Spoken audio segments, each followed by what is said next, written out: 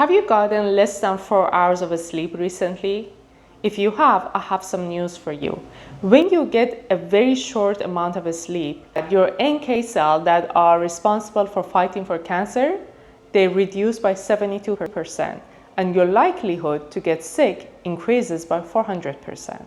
Sometimes it takes the body several weeks to recover from one night of bad sleep. So if you guys think that you can have one bad night's sleep and you would be okay, it's a really bad idea because it reduces your primary function to keep you alive.